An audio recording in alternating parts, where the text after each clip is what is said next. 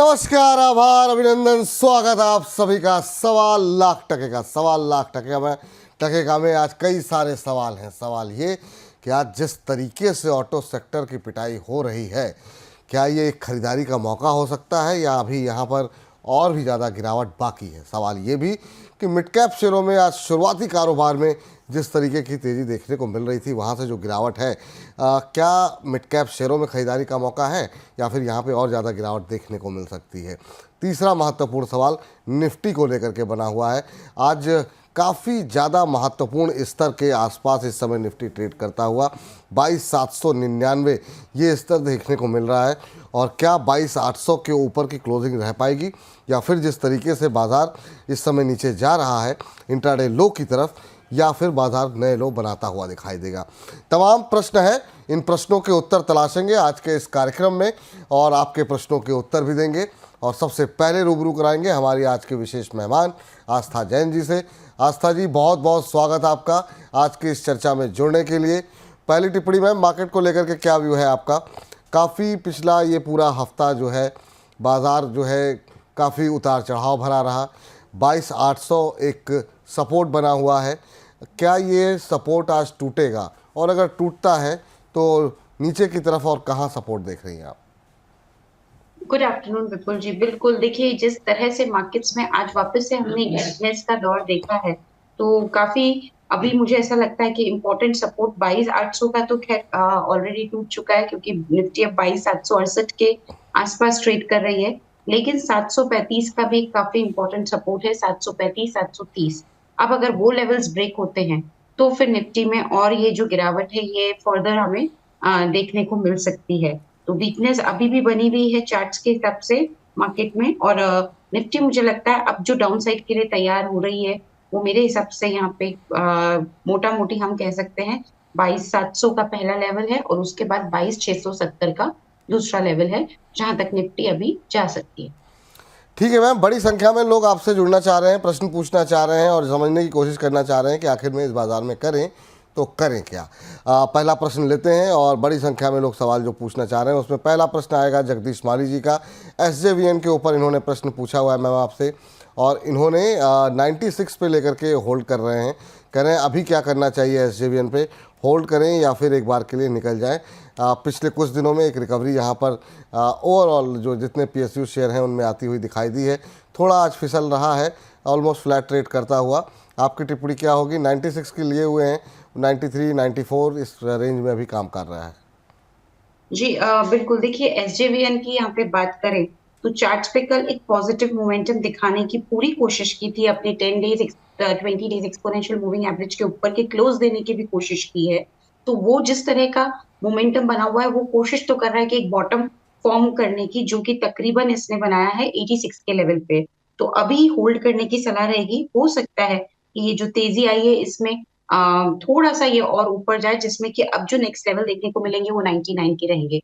तो अभी ना निकले, 99 तक के लेवल्स आते हैं तो वहां पे निकलने की कोशिश करें। मेरे हिसाब से बने रहा जा सकता है इस काउंटर के अंदर।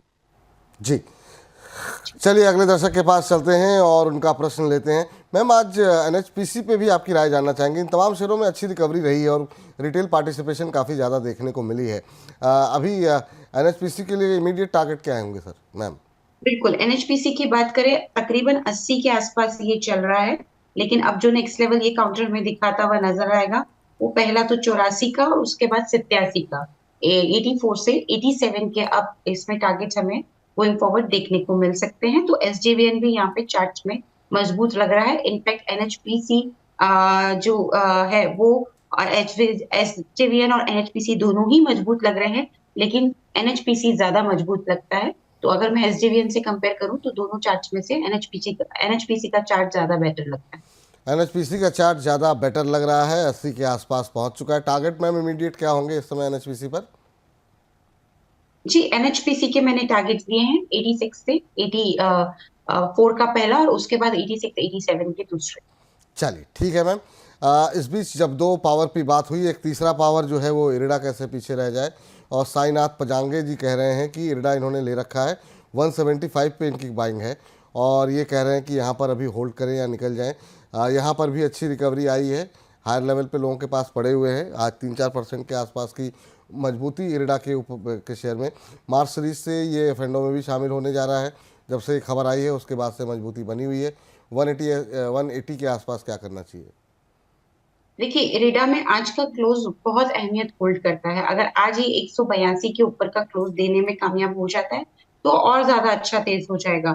और जो ये अच्छा तेज होगा उसमें फिर ऊपर में ये एक बार 190 193 तक जाने की पूरी कोशिश करेगा। तो इरेडा लग तो अच्छा रहा है, होल्ड करने की ही सलाह है। और ये चाहे तो अपनी कॉस्ट प्राइस का एक स्टॉप लॉस लगा ले, क्योंकि अभी तो इनकी कॉस्ट प्राइस से ऊपर चल रहा है। तो कॉस्ट प्राइस का स्टॉप लॉस लगा के वेट करें।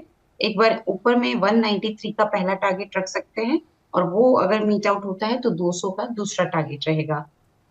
ठीक है मैम। इस बीच इरिडा को लेकर के अवनीश जी कह रहे हैं कि सर इरिडा पर 180 से ऊपर जाने पर एवरेज का कॉल यहाँ पर मेरे पास आया था। मेरी बाइंग लेवल 216 के आसपास है। आज 187 पर 300 शेयर मैंने बाय कर लिए हैं, फिर डाउन हो गया, 181 का लेवल है। अभी प्लीज़ बताइए क्या करना चाहिए। तो ये मैम जो लोग हायर लेवल पे थे, जैसे इनके पास 216 के आसपास की खरीद है, कुछ लोगों की 215 250 के आसपास की खरीद है, ये उनको क्या करना चाहिए? क्या एवरेज आउट करना चाहिए? क्या सलाह रहेगी उनके लिए आपकी? देखिए, कोशिश तो कर रहा है ये स्टॉक की थोड़ा बॉटम फॉर्मेशन करने की 157-58 के लेवल पे। और वहां से हमने एक अच्छी तेजी भी लौटते हुए देखी थी। तो जो काफी ऊपरी स्तरों पे यहाँ पे इन्वेस्ट करे हुए हैं वो भी होल्ड कर सकते हैं। थोड़ा समय हो सकता है कि पोजीशंस को आने में लगे, 200-250 के लेवल आने में थोड़ा सा समय लग सकता है। कितना, कम से कम 2 से 3 महीना तो डी के चलना ही पड़ेगा। और इसको एक इम्पोर्टेंट रेसिस्टेंस भी है 230 के स्तर पे। तो वहां तक जाने की बिल्कुल एक तैयारी कर सकता है ये काउंटर, प्रोवाइडेड के मार्केट्स ठीक रहे। तो वो एक इम्पोर्टेंट पॉइंट है। लेकिन हाँ, बिल्कुल ये 200 के ऊपर जाने की भी क्षमता रखता है। समय सीमा यहाँ पे थोड़ा ज्यादा रखनी रहेगी, पर इसमें बने रहा जा सकता है। जिन्होंने 200 के ऊपर की खरीदारी की है उनको भी यही सलाह है।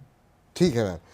हमारे एक दर्शक हैं राजेश राणा जी, कह रहे हैं विपुल सर और आस्था मैम, ये ट्रम्प साहब के टेंट्रम्स कब ख़त्म होंगे? और इनका सवाल डिफेंस शेयरों को लेकर के है। Majhgaon dock, HL, Cochin, IRDA, ये जो सारे कह रहे हैं कि पीएसयू स्टॉक्स, क्या यहाँ पर बाय किया जा सकता है? 2-3 स्टॉक्स बता दीजिए पर पोर्टफोलियो। मैम ये जो है, आप जब भी चर्चा में आती हैं ये सवाल आपके सामने रखे जाते हैं पीएसयू से जुड़े हुए। डिफेंस में इरिडा पे तो खैर काफ़ी बात हो गई, लेकिन डिफेंस को लेकर के कहीं पर कुछ आपको अच्छा दिख रहा है? जैसे मझगांव हुआ, एचएल हुआ, क्या इनमें जो है फ्रेश एंट्री की जा सकती है? जैसा ये जानना चाह रहे हैं, 1-2 शेयर बता दीजिए पोर्टफोलियो में रखने के लिए, लॉन्ग टर्म के लिए। कहाँ पर लग रहा है कि कुछ पोजीशन ऐसी हो सकती है जहाँ पर डिफेंस में पोजीशन अब बनाई जा सकती हो? देखिए, डिफेंस की मैं आपको स्टॉक्स की अगर बात बताऊं तो पिछले कुछ सालों से जो गवर्नमेंट का बजट आता था उसमें अच्छा खासा केपेक्स हमेशा डिफेंस को लेके बजट में प्रावधान किए जाते थे। लेकिन इस साल जो हुए हैं प्रावधान, वो हुए तो हैं, लेकिन बहुत बड़ी ग्रोथ नहीं आई है। तो एक वो बड़ा कारण रहता है कि सरकार का फोकस अब किस क्षेत्र पे है। और जब सरकार का फोकस किसी पर्टिकुलर क्षेत्र पे होता है तो उस क्षेत्र के स्टॉक्स में अच्छा रनअप भी हमें देखने को मिलता है। इस बार के बजट में डिफेंस, या फिर मैं बात करूं तो थोड़ा सा जिस तरह का हर बार केपेक्स आता था वो आया नहीं है। तो इसलिए अब थोड़े डिफेंस स्टॉक्स चलेंगे तो सही, क्योंकि ऑर्डर बुक सभी स्टॉक्स की काफी अच्छी है। तो आने वाले टाइम में अर्निंग्स में तो ग्रोथ हमें देखने को मिलेगी। लेकिन वो चाल जो हम पिछले कुछ सालों में देखे हुए हैं, वो चाल आने में थोड़ा सा हो सकता है टाइम लगे। खरीदारी की बात करी है इन्होंने, और वो भी मझगांव पे, तो अभी ना खरीदें। एक बार 2250 के ऊपर ये स्टॉक अगर निकलता है, 2250 के ऊपर, तब इसमें, और उसके ऊपर की क्लोज दे देता है, तब इसमें आप खरीदारी करिए, अभी रुक जाइए। वैसे भी यहाँ से मैं सिर्फ 100 रुपए ऊपर की ही बात कर रही हूँ। लेकिन वहां पे कन्विक्शन आता है, क्योंकि आपने भी बार बार देखा होगा कि ये मझगांव वापस ऊपर जाता है और ऊपरी स्तरों पे फिर से इसको एक सेलिंग आती है और ये नीचे आता है, तो ऊपरी स्तरों पे टिक नहीं पा रहा है। तो ये जो लेवल मैं दे रही हूँ, अगर इसके ऊपर निकल के टिकता है तब जाके इसमें थोड़ी सी मजबूती हमें देखने को मिलेगी। तो अभी एंट्री ना करें, 2250 के ऊपर का क्लोज आ जाए तब इसमें एंट्री करने की सलाह है। और टारगेट इसमें फिर 2500 का पहला रहेगा, और उसके बाद 2510 2515 तक के, मतलब 2500 के आसपास के टारगेट्स रख सकते हैं। अभी छोटे टारगेट्स ही दे रही हूँ विपुल जी, क्योंकि मार्केट का मूड माहौल इतना अच्छा नहीं है कि बड़े बड़े बातें और बड़े बड़े टारगेट्स दिए जाएं। बिल्कुल सही बात है मैम, और ठीक बात भी है। यही रणनीति अभी होनी चाहिए, खास तौर से जिनका नज़रिया बहुत लंबा नहीं है। नितेश कुमार जी का प्रश्न आया है, कह रहे हैं कि हिंडाल्को के ऊपर इनका प्रश्न है मैम, और हमने देखा कि मेटल पैक में फिर से थोड़ी सी रिकवरी आज है, और ऐसे बाज़ार में है जब हम देख रहे हैं कि बाज़ार में सुस्ती है, कल भी रिकवरी थी। हिंडाल्को इन्होंने लिए हुए हैं 624 पर। शॉर्ट टर्म व्यू जानना चाह रहे हैं कि क्या होना चाहिए, कह रहे हैं प्रॉफिट बुक कर लें या अभी होल्ड करना चाहिए, और कह रहे हैं I am your regular viewer, thank you sir कि आप नियमित रूप से कार्यक्रम को देखते हैं। और मैम चाहूँगा कि हिंडाल्को के साथ साथ अगर नाल्को पे भी अगर आप एक व्यू दे दें तो ज़्यादा बेहतर रहेगा। अभी क्या व्यू रहेगा आपका? देखिए हिंडाल्को अच्छी तेजी में आ रहा है। 620 की इनकी खरीद है, 655 अभी चल रहा है, लेकिन अगर रुक सकते हैं, पेशेंटली होल्ड कर सकते हैं तो बने रहें।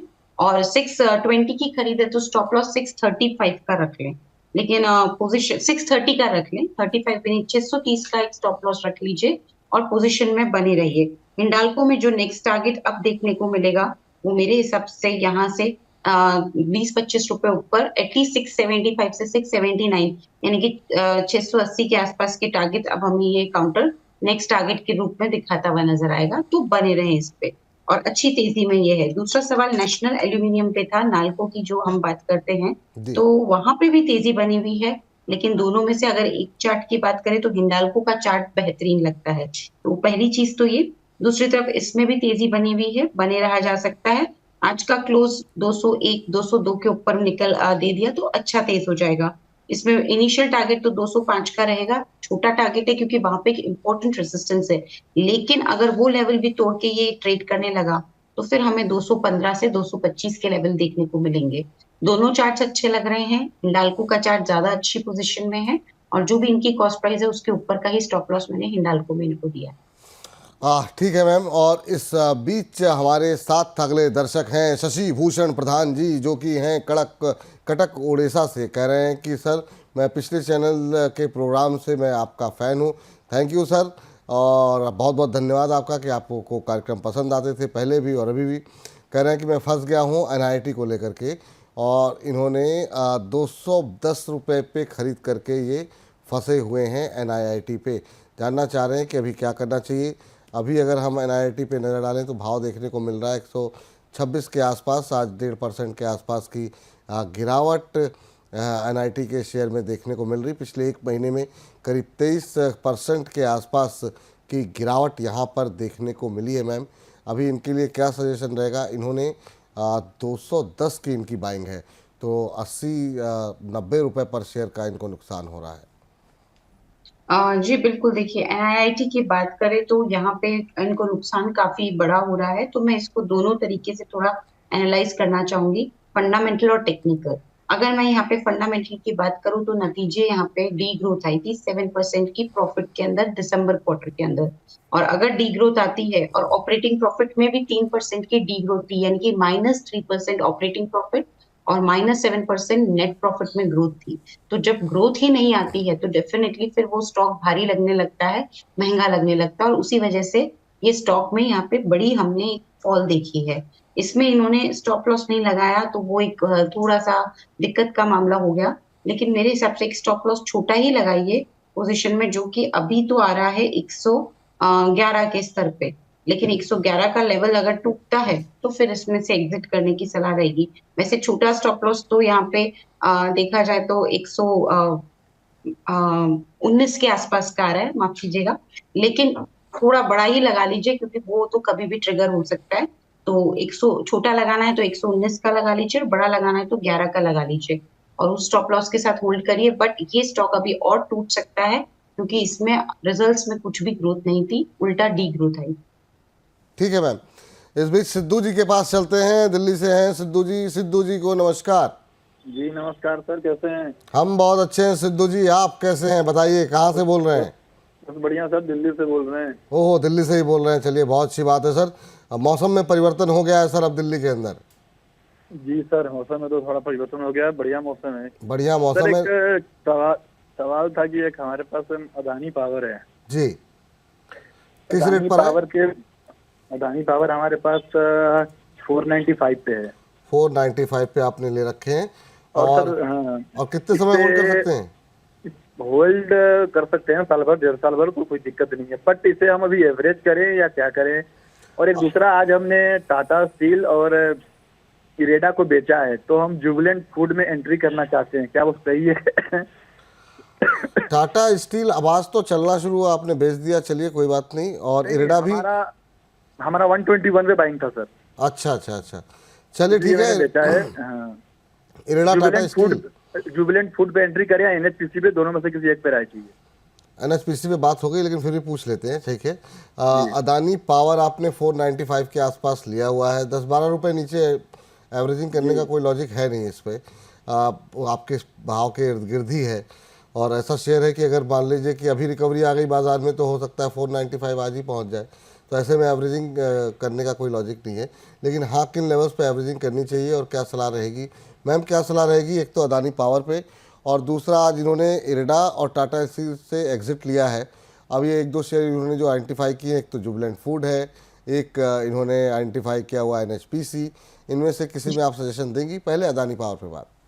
देखिए, अदानी पावर की बात करें तो एक ही दायरे में घूमता हुआ नजर आएगा। दायरा है 440 से लेके 600 का, यानी कि ये 150 से 160 पॉइंट के बीच में घूमता हुआ नजर आएगा। तो इसमें होल्ड करने की सलाह है एक स्टॉप लॉस के साथ, जो कि तकरीबन 430 के स्तर पे रख सकते हैं। 430 के स्टॉप लॉस के साथ होल्ड करें, लेकिन ये मानते हुए कि अभी दायरेमंद कारोबार ही इसमें होता हुआ नजर आएगा। तो बने रहे अदानी पावर की पोजीशन में 430 के स्टॉप लॉस के साथ। पहला टारगेट इसमें 510, दूसरा टारगेट 535 का देखने को मिल सकता है। दूसरा सवाल था कि इन्होंने टाटा स्टील और एक और काउंटर से एनएचपीसी से एग्जिट करके, और अब इन्होंने जुबिलेंट फूडवर्क की तरफ इनकी इच्छा है कि ये अपनी एक पोजीशन बना ले। हाँ, ये मतलब लेकिन टाटा स्टील से निकल के एनएचपीसी या जुबिलेंट पे किसी एक पर जाना चाह रहे हैं, तो कौन सा बेटर जी रहेगा ये समझना चाह रहे हैं। जी, टाटा स्टील से निकल के एनएचपीसी या फिर जुबिलेंट की तरफ जाना चाह रहे हैं। जी। देखिए, जुबिलेंट तो थोड़ा सा अभी इंट्राडे पर्सपेक्टिव से चार्ट में लग रहा है वीक, और एनएचपीसी लगता है चार्ट पे थोड़ा सा बेटर। तो मेरे हिसाब से एनएचपीसी के साथ जाएंगे तो बेटर रहेगा। सो टाटा स्टील, वैसे आपने एकदम सही बोला विपुल जी, टाटा स्टील तो अब तेज होना चालू हुआ है, इसमें तो अब स्टीम आया है। बट ठीक है, अभी निकाल दिया है तो फिर अब अगर जाना ही है तो एनएचपीसी में जाएं। स्टॉप लॉस लेकिन एनएचपीसी में स्ट्रिक्ट रहेगा, जो कि 70 के लेवल पे आता है। और टारगेट भी इसमें अभी तो इनिशियली 88 से लेके 91 के रखने रहेंगे। ठीक है, तो ये आपके लिए सलाह है सिद्धू जी। और सिद्धू जी के बाद हम जरा बात कर लेते हैं अगले दर्शक, जो कि हैं अरिहंत पाव पांथ के नाम से इनका नाम है। अरिहंत जी का प्रश्न है बीईएल को लेकर के, और आज बीईएल को लेकर के काफ़ी प्रश्न हैं हमारे पास। डिफेंस को लेकर के लगातार आ रहे हैं। बीईएल पे अभी जो भाव देखने को मिल रहा है वो देखने को मिल रहा है 256 के आसपास का। हरा निशान में खुला था, 265 का हाई लगाने के बाद थोड़ा ठंडा पड़ रहा है। मैम, आपकी टिप्पणी क्या होगी? एक और डिफेंसिव शेयर बीईएल, उसमें क्या करना चाहिए? इनके लिए आपकी राय क्या होगी? इन्होंने जो खरीदारी का इनका भाव है 290 का है, तो 30 रुपये पर शेयर के नुकसान पे है।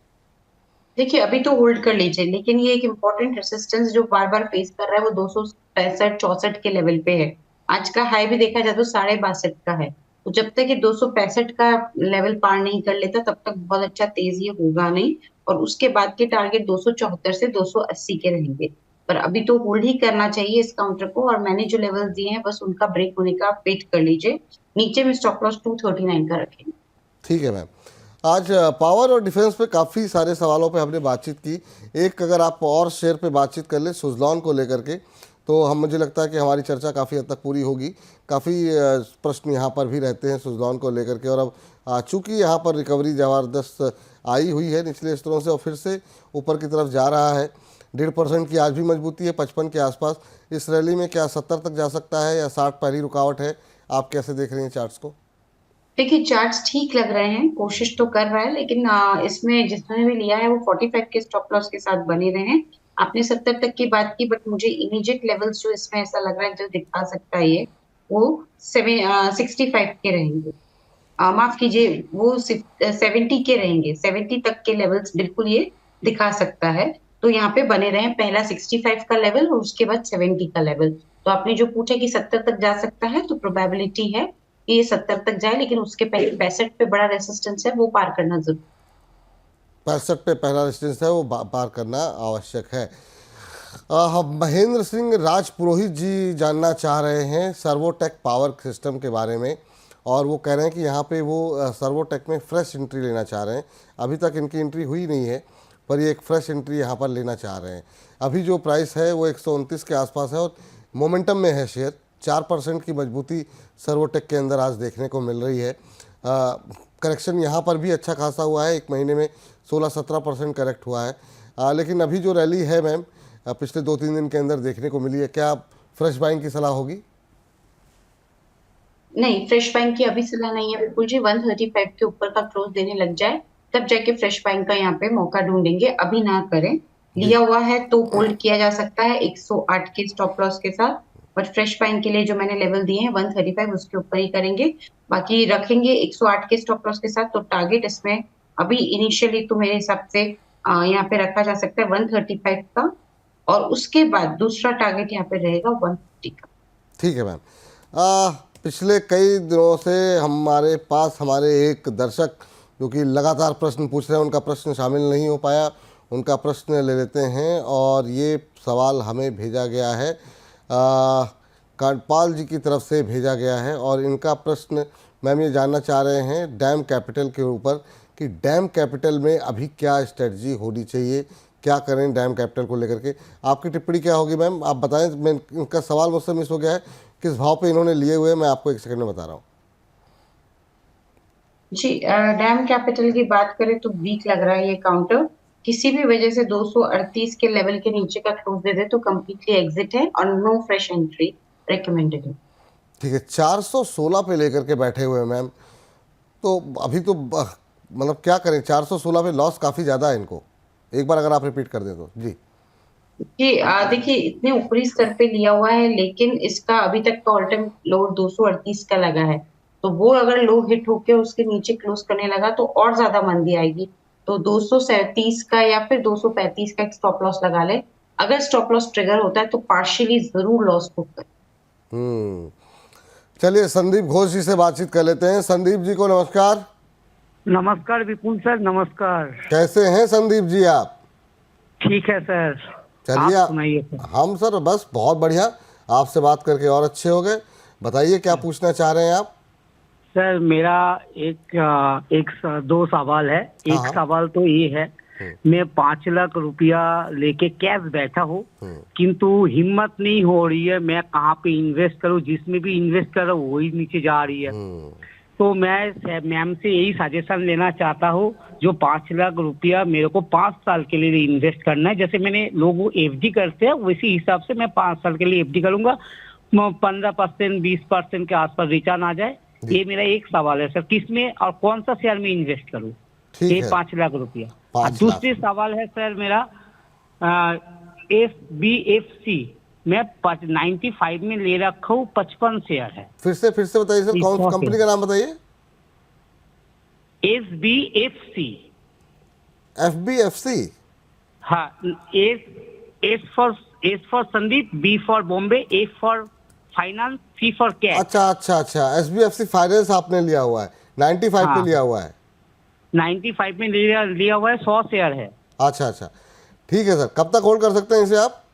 सर मैं कभी भी होल्ड कर सकता हूँ, मैं लॉन्ग टर्म ट्रेडर हूँ, ऐसे नहीं है मेरा को पैसा अभी चाहिए अभी बेचूंगा। 1 साल 2 साल 3 साल मिनिमम तो 3 साल कर ही सकता हूँ सर। ठीक है सर, अच्छी बात है। ये अच्छी बात है कि आप थोड़ा सा लंबी अवधि के बारे में निवेश करते हैं। लेकिन क्या SBFC फाइनेंस ऐसा शेयर है जिसमें कि लॉन्ग टर्म में पैसा बन सकता है? तो ये एक महत्वपूर्ण सवाल है, क्योंकि पिछले 1 साल में इसने विशेष प्रदर्शन नहीं किया है। 2-2.25% का नेगेटिव रिटर्न रहा है। हालांकि जिस तरीके से बाकी शेयर टूटे हैं वैसा टूटा भी नहीं है, लेकिन चला भी नहीं जब बाजार चल रहा था। तो पहले तो SBFC फाइनेंस पे मैम बातचीत करना चाहेंगे, और दूसरा जो ये 5 लाख रुपए लगाना चाह रहे हैं, क्या अभी पैसे लगाने का सही समय है या फिर थोड़ा बाजार को सेटल डाउन होने दें, एक कंफर्मेशन आने दें रिकवरी की, तब पैसे लगाना चाहिए? वैसे इनका नज़रिया 5 साल का है। देखिए, आपने बोला अभी लगाने का सही समय है, तो मेरे हिसाब से सही समय तो देखिए अभी है नहीं, और कहना थोड़ा कठिन होगा क्योंकि 700 का इंपॉर्टेंट सपोर्ट ब्रेक होता है तो और नीचे आएगा। लेकिन जो इन्होंने राशि बताई है कि इतनी राशि है इनके पास जिससे ये स्टॉक मार्केट में लगाना चाहते हैं, तो मैं बोलूंगी कि संपूर्ण राशि ना लगाएं, सिर्फ 30% या जिसे हम 20% बोलते हैं, सिर्फ उतना लगाएं। तो स्टैगर्ड वे में अप्लाई करना आप चालू कर दीजिए, एक साथ मत लगाइए जो भी आपकी पूंजी है, क्योंकि ये गाड़ी कमाई रहती है। तो एक साथ नहीं लगाएंगे क्योंकि वो थोड़ा रिस्क हो जाता है।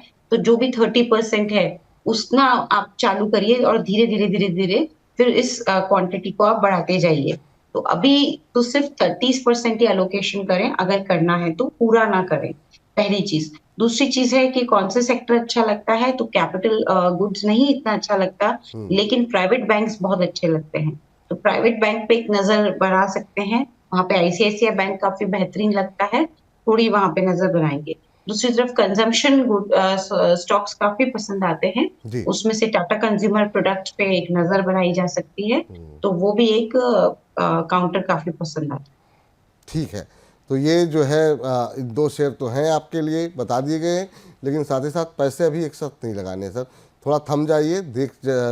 जब कोई चीज़ अगर आपको 100 रुपये की भी मिल रही है और इस बात की संभावना है कि शायद 90 में भी मिल जाए, 80 में भी मिल सकती है, तो थोड़ा इंतज़ार करने में कोई बुराई नहीं है, थोड़ा वेट कर लीजिए। कृपा शंकर जी से का प्रश्न लेते हैं। कृपा शंकर जी प्रश्न जानना चाह रहे हैं जुपिटर वैगन के बारे में, 384 पे इन्होंने लिया हुआ है, और साथ ही साथ BEL को लेकर के जानना चाह रहे हैं। सर BEL पे अभी बहुत डिटेल में बातचीत हुई है, लेकिन जुपिटर वैगन को लेकर के आपके प्रश्न का उत्तर हम दिलवा देते हैं। 320 के आसपास चल रहा है, आपने 384 पे लिया है, तो 50-60 रुपये के आप अभी फ़िलहाल के लिए नुकसान पे बैठे हुए हैं। यहाँ पर भी पिटाई के बाद अब रिकवरी थोड़ी बहुत आती हुई दिखाई दी है धीरे धीरे। आपकी टिप्पणी क्या रहेगी मैम, जुपिटर वैगन अभी क्या करना चाहिए? देखिए, जुपिटर वैगन में अभी एक कोशिश हो रही है रिकवरी दिखाने की, बट ये रिकवरी की कोशिश जब कामयाब और फलीभूत होगी जब ये 325 के ऊपर का क्लोज दे दे। तो 325 या फिर 330 के निकलने के बाद ही इसमें एंट्री करें, नहीं तो ना करें, रुक जाएं। और अगर लिया हुआ है तो भी होल्ड करेंगे। 325 के ऊपर निकला तो फिर ये अच्छा तेज होगा, जो फर्दर इसको लेके जाएगा 400 तक भी। ये मैं लॉन्ग टर्म की टारगेट दे रही हूँ, पहले छोटे मोटे टारगेट तो बीच में 350 का रहेगा, तो 350 400 तक भी ये जा सकता है। 350-400 तक भी ये जा सकता है। इस बीच अगला प्रश्न जो हमें भेजा गया है वो भेजा गया है, इस बीच हमारे पास नितेश जी का भी एक प्रश्न था, हालांकि नितेश जी के प्रश्न पर काफ़ी डिटेल पे चर्चा हो गई है, और प्रश्न आया है टाटा मोटर्स को लेकर के। केतन जी ने पूछा है, टाटा मोटर्स 758 पर लिए हुए हैं, अभी क्या करना चाहिए? 758 पे सर आपने लिए हुए हैं, पिटाई अच्छी खासी हो रही है। आज ही जो है हमने देखा कि M&M, Tata Motors, Maruti, Hyundai, इन सब की अच्छी खासी पिटाई हुई है। अभी हम थोड़ी देर में खबरों का खेल में भी इसको समझेंगे।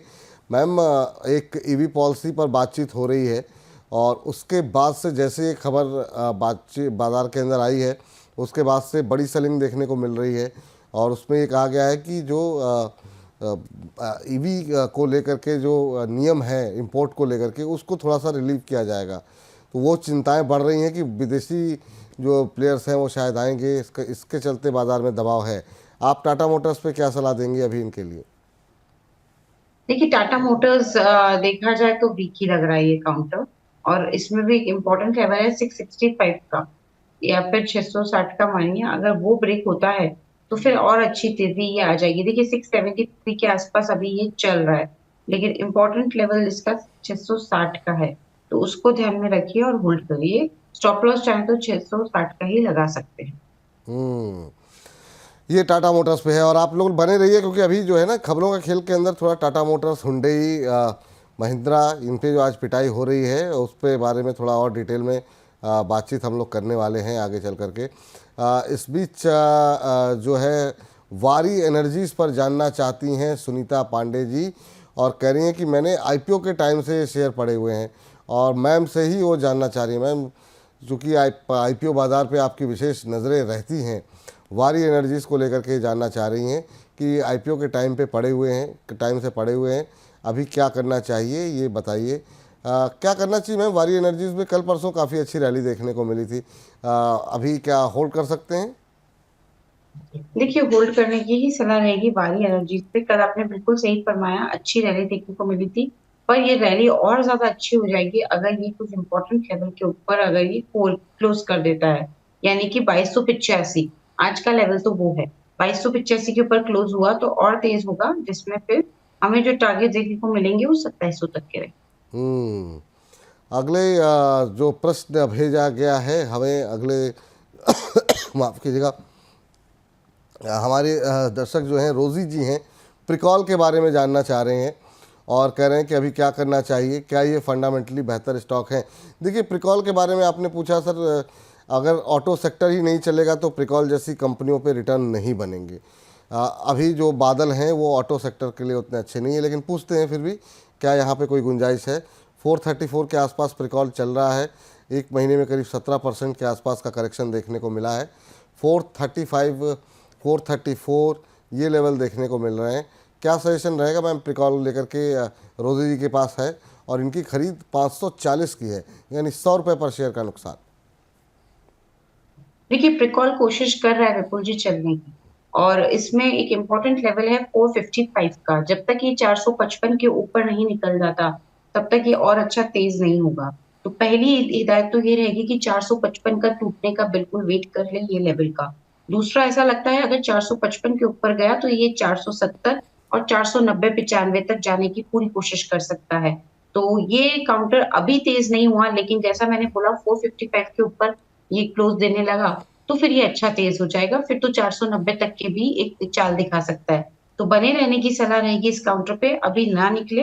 वो कोशिश भी कर रहा है, कल और परसों लास्ट 2 दिन तो काफी अच्छा था, आज ऊपरी स्तरों से वापस से एक बिकवाली आई है, पर मेरे हिसाब से होल्ड करना चाहिए स्टॉप लॉस के साथ, जो कि 385 के लेवल पे रहेगा। मृत्युंजय जी जानना चाह रहे हैं, sir good afternoon, please suggest on PFC.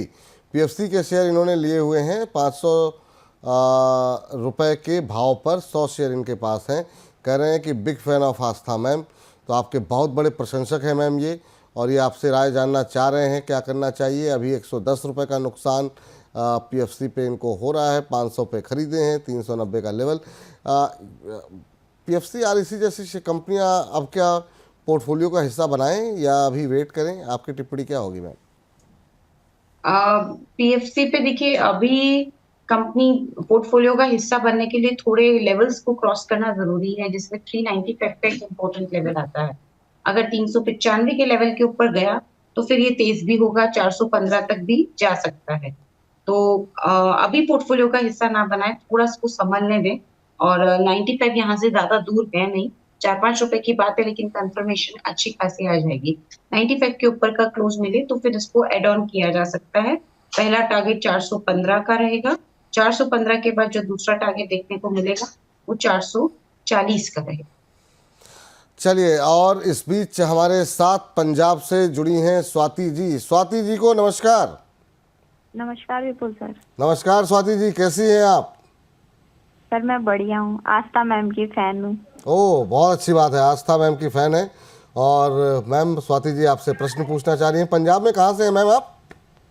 Jalandhar से। जालंधर से बोल रही हैं, बहुत अच्छी बात है मैम, बड़ा ही खूबसूरत शहर है जालंधर। बताइए मैम क्या प्रश्न पूछना चाह रही हैं? सर मेरे पास शिपिंग कॉर्पोरेशन के शेयर हैं @198 और हुडको है मेरे पास 215 पे।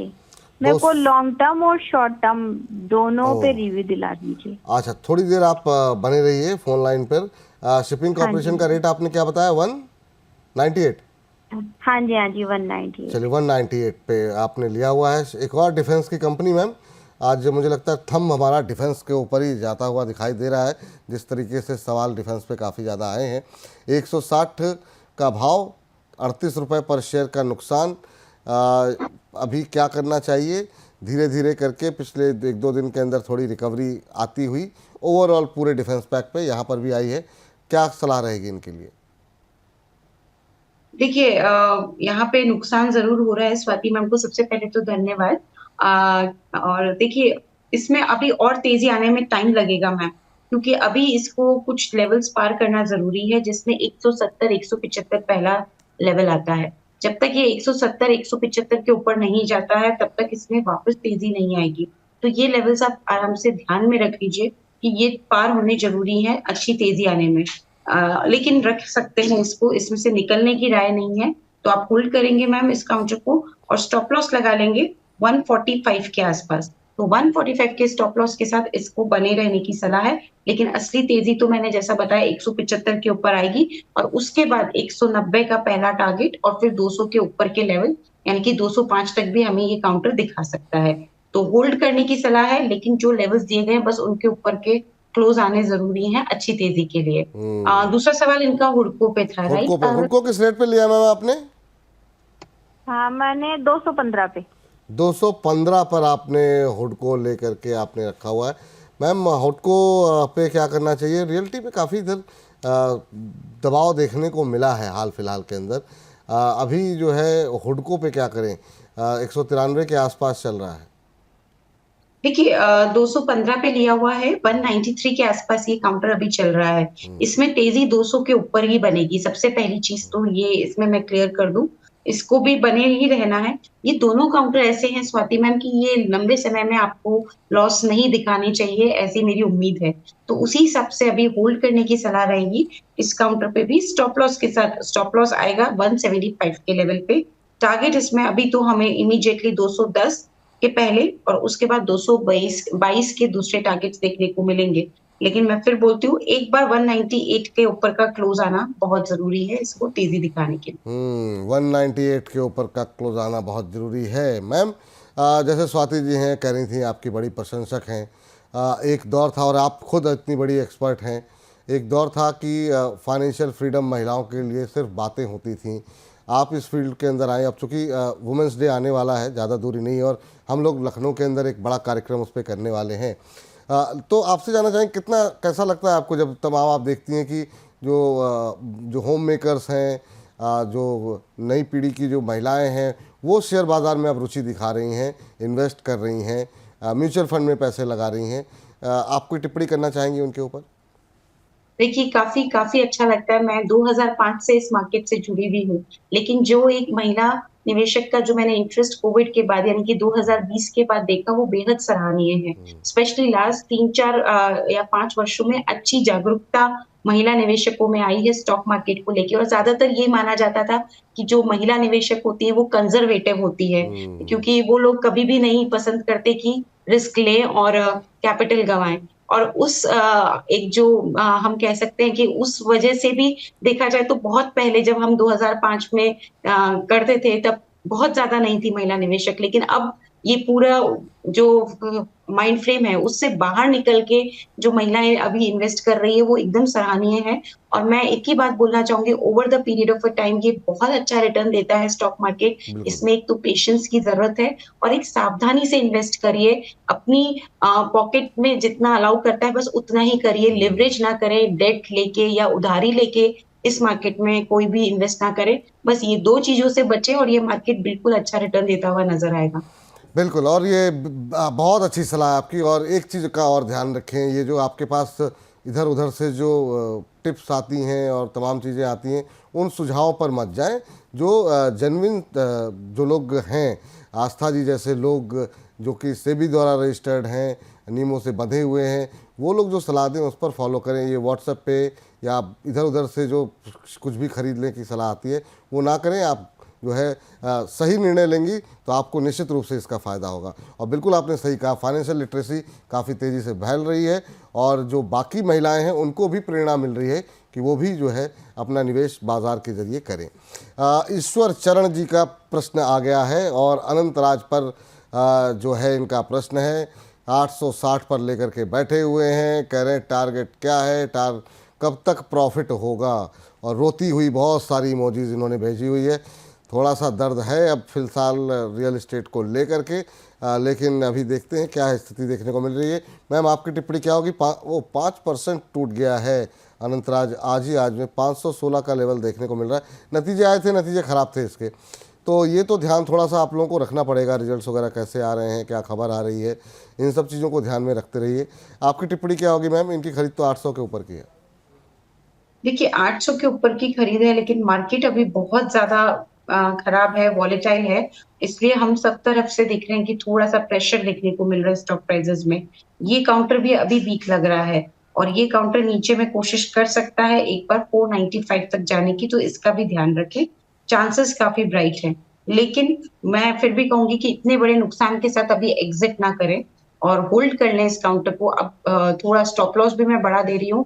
और अनंत राज में ये चीज मान के चलिए कि ये 3 से 6 महीना इस पोजीशन में बने रहना पड़ेगा, अगर आपको कॉस्ट टू कॉस्ट निकलना है या थोड़ा गेन लेके निकलना है।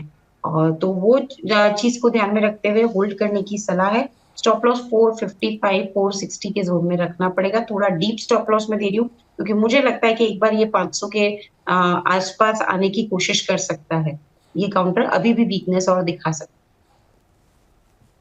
चलिए इस बीच जो है आगे बढ़ते हैं और अगले दर्शक सत्य प्रकाश जी हमारे साथ हैं। सत्य जी को नमस्कार।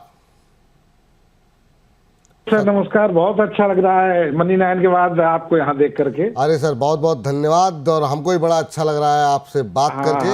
आपके प्रोग्राम कई महीने से देख रहा हूँ मैं, मतलब 4-5 महीने से मनी 9 पर देखते थे, फिर बीच में ढूंढते ढूंढते आप मिल ही गए। चलिए बहुत अच्छा। थैंक यू सर कि आप लोगों को थोड़ा प्रयास करना पड़ा। कैसे हैं सर, कहाँ से बोल रहे हैं ये तो बताइए। हाँ मैं सर बढ़िया हूँ, दिल्ली से बोल रहा हूँ सर। अच्छा दिल्ली से ही बोल रहे हैं सत्य प्रकाश जी।